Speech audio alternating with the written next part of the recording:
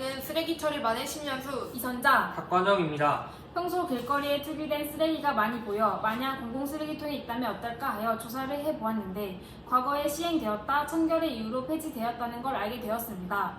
시민의식이 많이 개선된 요즘 학생들은 이 공공쓰레기통에 대해 어떻게 생각할까요? 저희 학교에는 주변 카페에서 테이크아웃하여 마시는 학생들이 많이 있습니다. 분리수거통이 있긴 하지만 세척이 잘 안 되어 버려지는 등 실질적으로 분리수거가 잘 안 되는 상황이 문제라 생각했습니다. 일회용 컵의 대안으로 텀블러가 있긴 하지만 잘 쓰이지 않는 상황. 이 상황에 해결책이 없을까 궁금해 기사를 찾아보다 서울 은평구 일부 카페에서 보틀클럽이란 게 시행되고 있는 것을 알게 되었고 이것을 우리 지역에 시행한다면 사람들은 어떻게 생각할까? 실현 가능성이 있을까? 더 알아보고 싶어 주제로 선정하게 되었습니다.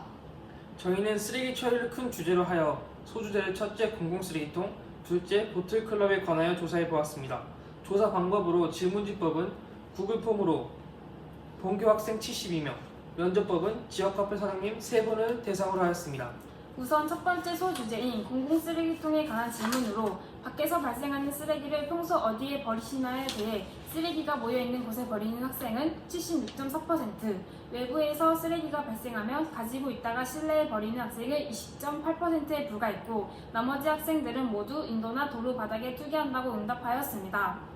공공쓰레기통이 길거리에 필요한가에 대해 학생 94.4%가 쓰레기 처리의 유용성, 무단 쓰레기 감소 등을 이유로 공공쓰레기통이 필요하다 했고 5.6%는 청결 문제를 주된 이유로 공공쓰레기통이 불필요하다고 응답하였습니다.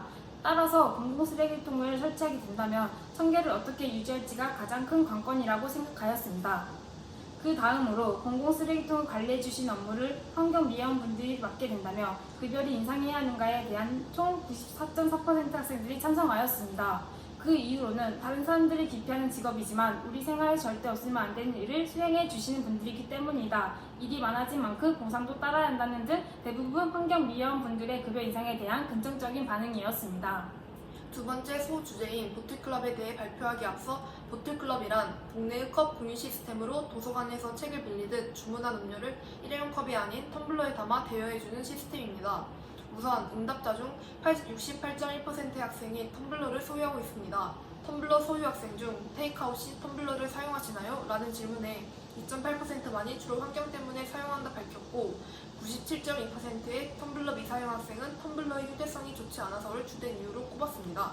즉, 텀블러를 과반수가 갖고 있지만 실제로는 잘 사용하지 않는 모습이며 휴대성이 좋아진다면 사용량이 늘 것을 기대할 수도 있다 생각했습니다. 보틀클럽에 관한 인터뷰입니다. 보틀클럽에 대해 A 지점은 좋다, 코로나만 아니면 괜찮을 것 같다. B 지점은 손님들이 불편해할 것 같고 위생 문제가 발생할 수도 있을 것 같다. C 지점은 다른 지역에서도 성공적인 사례가 있기 때문에 괜찮을 것 같다는 등 긍정적인 답변을 해주셨습니다.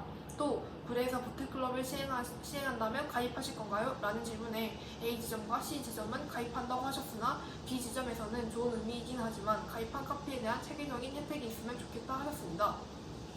조사 결과 첫 번째 소주제에서 학생의 95.8%가 공공쓰레기통을 필요로 한다는 결과를 보아 공공쓰레기통을 설치하는 것이 공익에 부합하다고 생각하였습니다. 공공쓰레기통이 필요 없다고 생각하는 학생의 대다수가 뒤처리 문제를 이유로 꼽은 것으로 보아 정책을 추진한다면 뒤처리 문제를 철저히 준비해야 한다고 생각하였습니다. 또 환경미화원분들이 업무를 도맡을 때는 급여 인상을 하거나 급여는 유지하고 모집 인원을 늘려 공공쓰레기통 전문 인력을 만드는 방법도 있다고 생각하였습니다. 두 번째 소주제에서 학생들이 보틀클럽에 대해 긍정적인 반응을 보이고 있는 것을 보아 다회용 컵에 대한 거부감이 낮을 것이라고 해석되어 이 결과들을 종합하면 보틀클럽은 일회용 컵 대체의 좋은 수단이 될 수 있을 것이라고 생각됩니다. 하지만 가장 우려한 부분으로는 용기를 돌렸으면 그 전 카페에서 소독이 잘 되었는지 모르는 채 손님에게 음료를 내어줄 수 있고 그 결과로 인해 만약 손님에게 식중독이 발생한다면 그 책임은 누구에게 있는가 였습니다.